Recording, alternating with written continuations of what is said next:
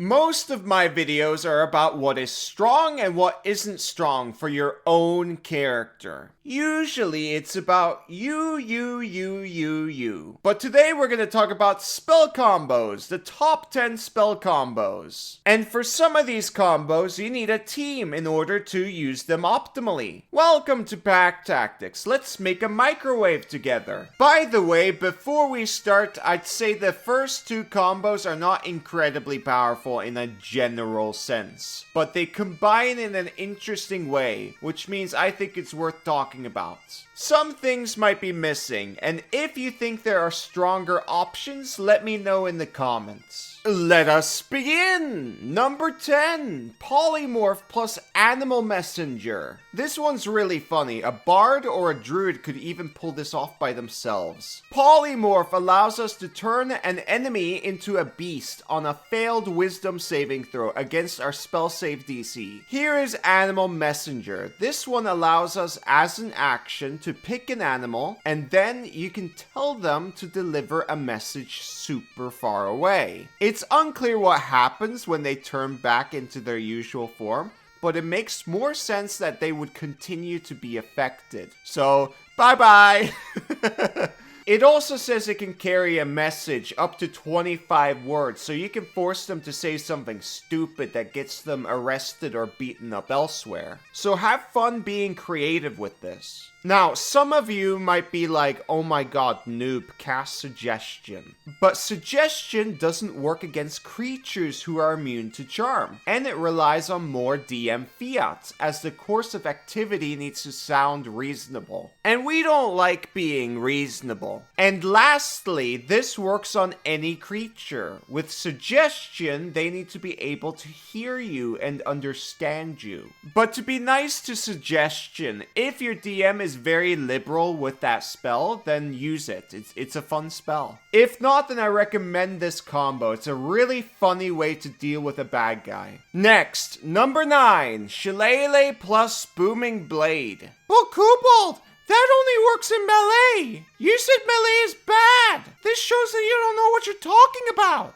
Yes, I think melee is bad, and there's very little reason to go into melee. But sometimes melee just happens. If you've already cast your concentration spell, this combo is likely going to be one of the top options in your arsenal. It is actually solid damage. Pact of the Tome Warlock is one way to get both of these cantrips, but there are obviously other ways too. Number 8, Plane Shift plus Rope Trick. I've talked about this combo a few times now. For more details, check out my advanced guide to Rope Trick. Also, the combo actually did come up in my D&D story where Pack Tactics killed me. Make sure to check it out because wow, was it really needed in that situation. Basically, the space created by Rope Trick is not on the same plane as the material plane, according to Sage Advice Compendium. So together with Plane Shift, you can basically go anywhere on the material plane, or any plane for that matter. Unlike Teleport, there isn't even a chance of failure, though it is a bit DM fiat how far away you appear from the location you specified. Number 7, my favorite,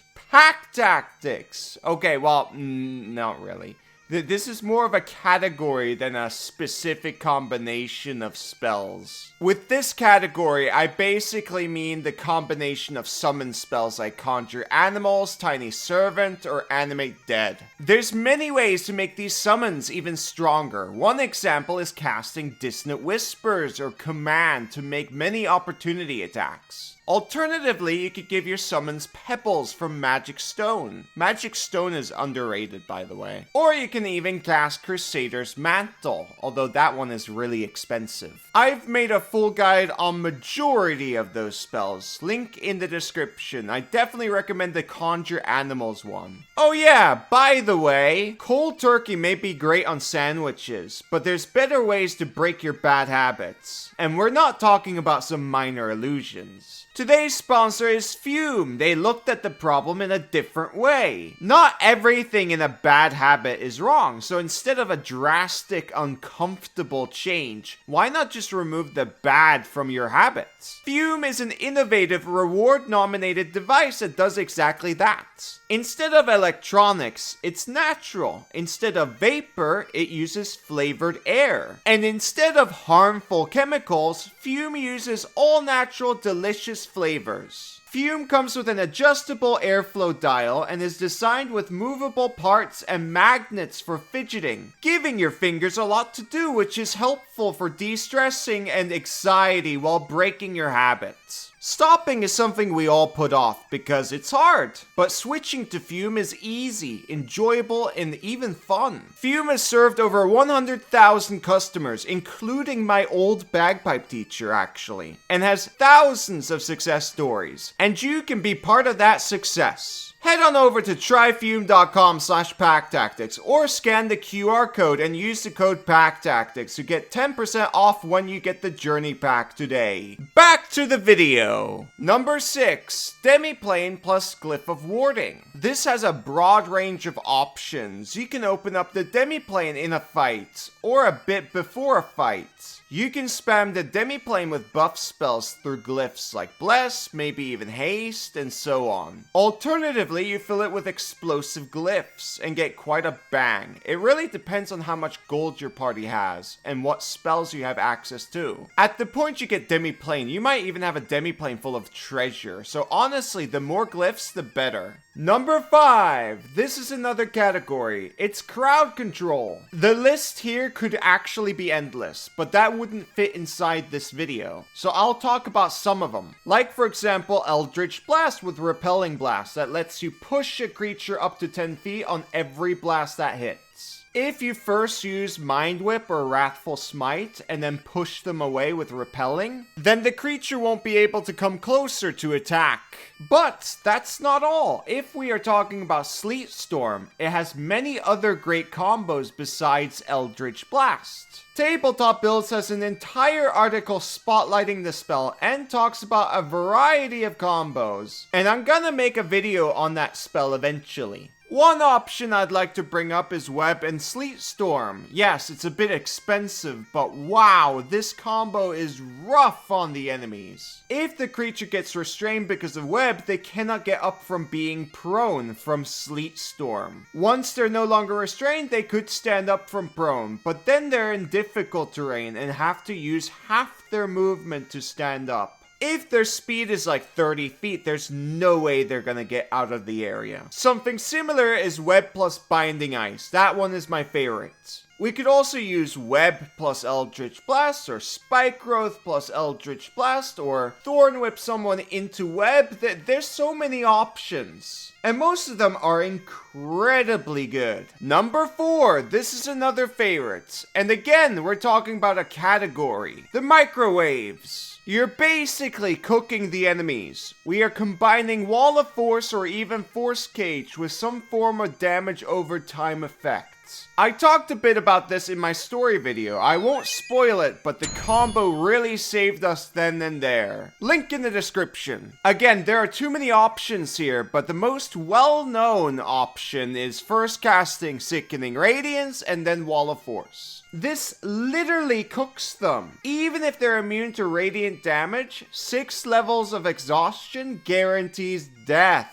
And if they're immune to exhaustion, then they're probably not immune to radiant damage. This is why we call it a microwave. If the initiative order does not match up, the person with access to Sickening Radiance can also ready their action to cast a spell after Wall of Force. A Chronergy wizard could even do it alone. Another option is to use Faithful Hound, but it's not as good. Doggy! Basically, it will keep biting the enemy while the Wall of Force is up. But also, talk to your party. They might have spells that work with microwaving. For example, one of them might have Silence, and that's perfect against an enemy that teleports with the use of verbal components. Top 3. Number 3 can change your character from being super powerful to mega super duper powerful. It combines Magic Jar and True Polymorph. By themselves, they're insanely good spells. But once you combine them, you can basically double your HP and keep your class features while taking the form of another creature. This combo deserves its own video, but I'll link a Tabletop Builds article. Their Chronergy Wizard build dives into quite a bit of detail. Number 2, permanent banish. There's actually 2 different methods here, but they basically do the same thing. Basically, you banish people to an area where they no longer will be an issue. The first way, and potentially the most controversial, uses Maze and Private Sanctum. In order to cast Private Sanctum quickly enough, you either need a Wish Right Now or a Chronergy Wizard. But the idea is that you cast Maze to bring someone to a demi-plane without any saving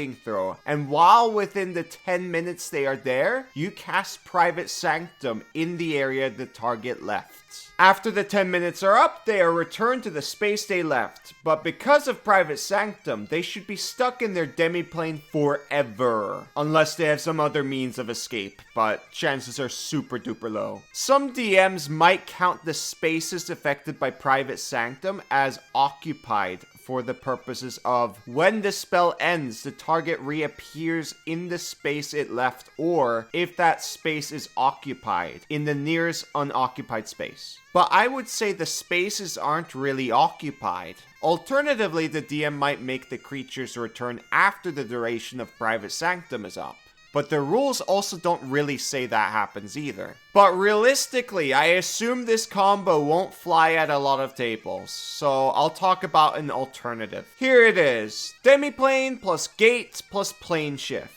You cast Demiplane and wait until the door you entered through is gone. After this, you cast Gates to summon basically any creature you want to get rid of without a saving throw. You stop concentrating on Gates to close the Dimensional Rift and leave the Demiplane through the Plane Shift spell. And there you go, the creature is captured. Again, if they have no teleportation spells, they are stuck there forever. There's nothing they can do. But there's an even stronger combo than this, and no one talks about it. Number 1! I already made an entire video about it. It involves Planar Binding with a combination of Magic Circle, Glyph of Warding, and Private Sanctum. Together, these spells are the most potent combo in the entire game because they allow you to amass a massive army of creatures that will follow your commands. I don't recommend you use this to its full potential because really it makes the game unplayable. You should talk with the people at your table and make sure everyone is having fun when this combo is used. You've been warned. If you're interested in really breaking the game, check out my guide on Planar Binding. And there you go! Now you know the top 10 combos in D&D 5th edition. Thank you for watching.